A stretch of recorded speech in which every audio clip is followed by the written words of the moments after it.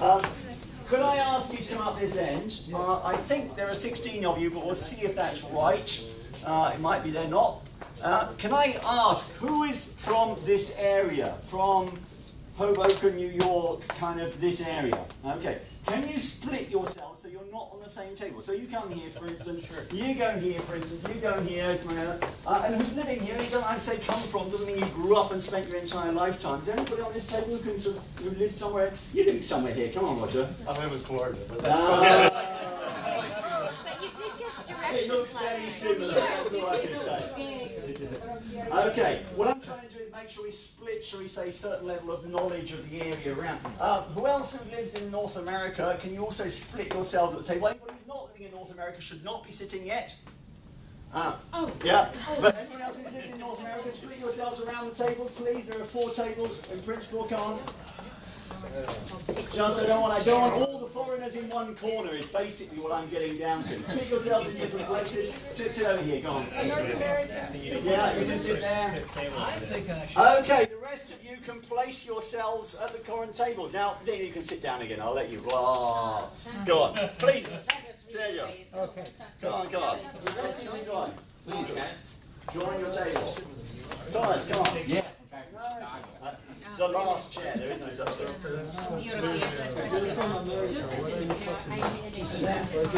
Okay, we're going to need one last volunteer. Now we are even.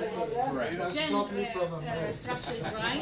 2 Europeans, 2 Austrians, 2 locals. Okay, guys, can I just get you to listen in for a moment? We're going to play a game. Okay, now why did this game even come into existence, and what on earth are you doing here on an afternoon where you could be busy at work, at your computer, having so much fun writing that 3,000-page report? And now you're going to play a game. Well, this sort of actually has a precedence and a story which actually comes from X-Events, partly.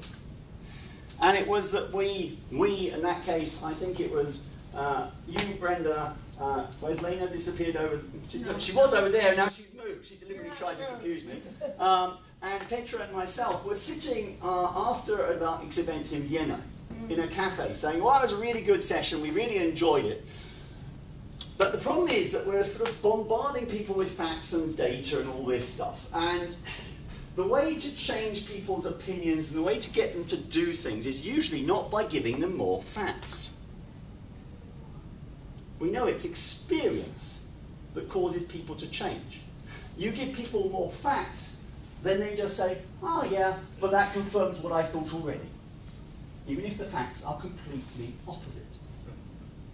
So how do we get people to change? Well, part of the way you might get them to engage is by playing games. Now, this is role-playing of games. Now, we don't pretend that we have come up with the world's best solution for this. We have just come up with an exercise, a little process, a little attempt, which we're experimenting on you. So we're very glad. Congratulations, you are now the world's first guinea pigs in the game, which we are playing for urban resilience. The other thing, we were lucky that Martina turned up at the right point when we were discussing this, because it turns out that in New York, not that long ago, a bunch of people from around the world who happened to be the leaders of the countries decided on something called the Sustainable Development Goals. And one of the Sustainable Development Goals, number 11, is with regards to cities.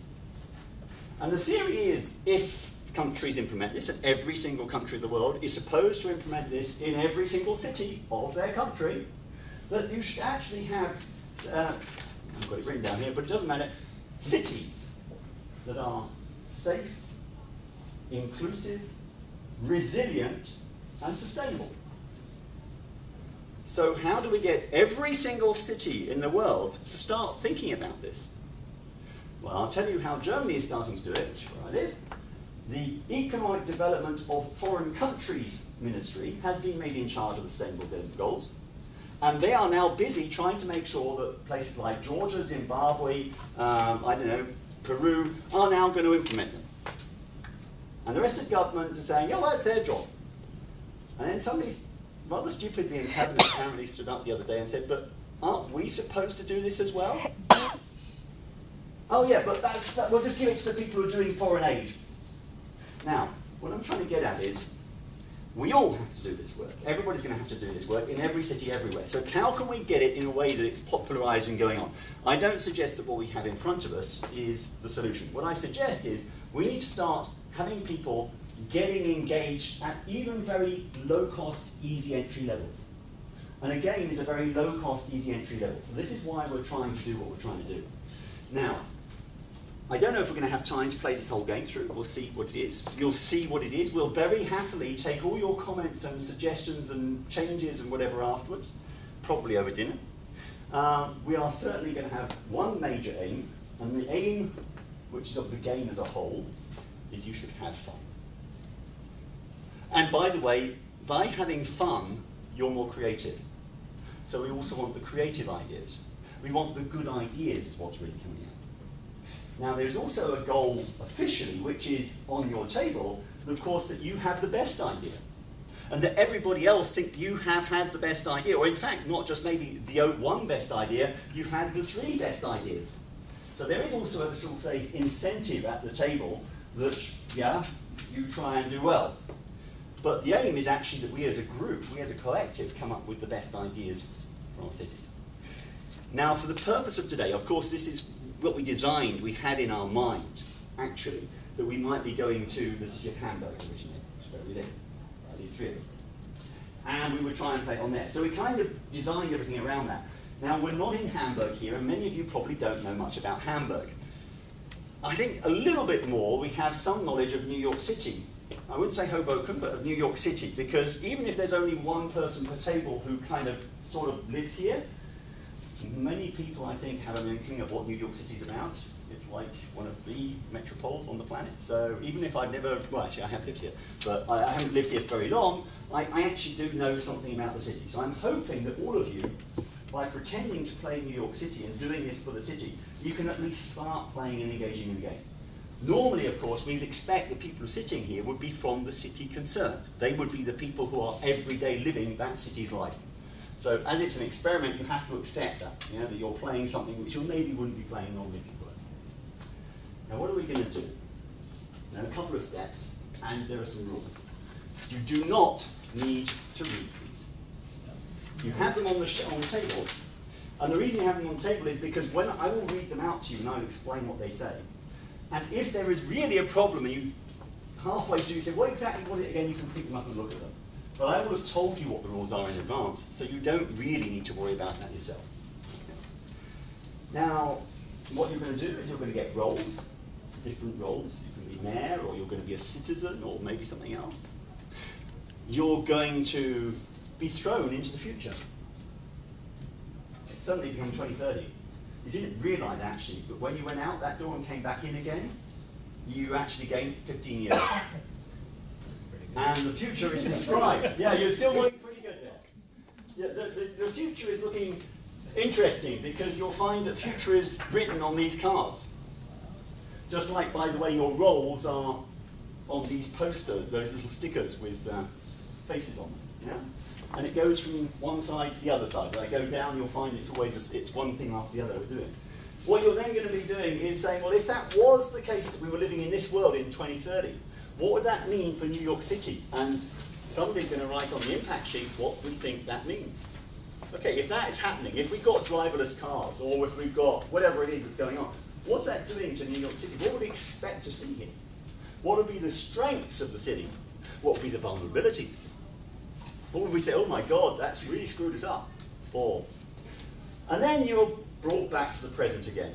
Maybe that's when coffee happens. Maybe I get used to, you can get up and have some coffee, and then you're brought back to 2015 somehow. Then you're going to have to choose your actions. That's the one with the little, there's a sort of speech bubbles, yeah? That's when you're going to come up with, what would I do today to make sure that in 2030, if the world is as it's described here, that actually this city is a better place? What would I change so as we are actually better, stronger, more resilient, more sustainable? And you're then going to have to describe those issues, that's these pluses and minuses, and you're then going to vote on who had the best idea at the table. So this is how you're going to win. Now if we still have time, I don't know if we will, we might even then throw a little extreme event at you. New York City doesn't really have earthquakes, but we can try an earthquake or we can try something else. So we'll then see after we've had the extreme event, is the idea you had still a good idea? That it actually got knocked down. And then we can wrap up and we can have each table presenting their best ideas to everybody else on the other tables. Now we'll see if we get right to the end. I don't know about the timing, but it should work. Very high level explanation. I'm going to give you the details as we go step by step. So don't worry, every step you'll get the details. But on a very high level, any questions? What I'm going to ask you as the very first step, please. You will see there is a die 6 with 6 sides on it. Each of you is going to take it in turns and throw the die. Look, remember what number you scored. Yeah, no.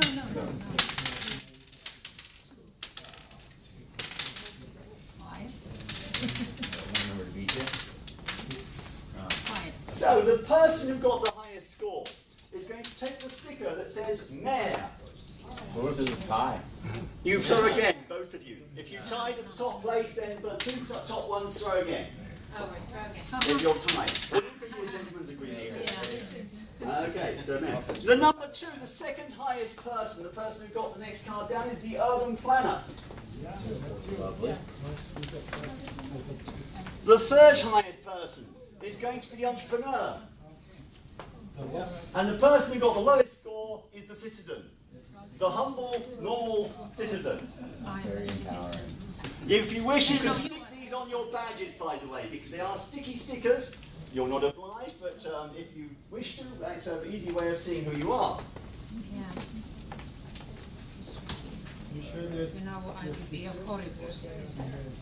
No, I'm an entrepreneur. I would be wonderful. Okay. One of the things about your roles, you'll find that at various points in the game you have things to do that are different to what the other colleagues at the table have. Mr. or Mrs. Mayor, your job, amongst other things, is to keep time at the table. I'm going to tell you how long you've got to do something, but I'm not going to come to the table and say, well, enough of you speaking, next person speak. The mayor has to make sure that everybody gets the time they need to speak and elaborate what they're doing. Okay? So mayors, you are responsible for keeping time and keeping order, of course, that these systems don't cause disruption.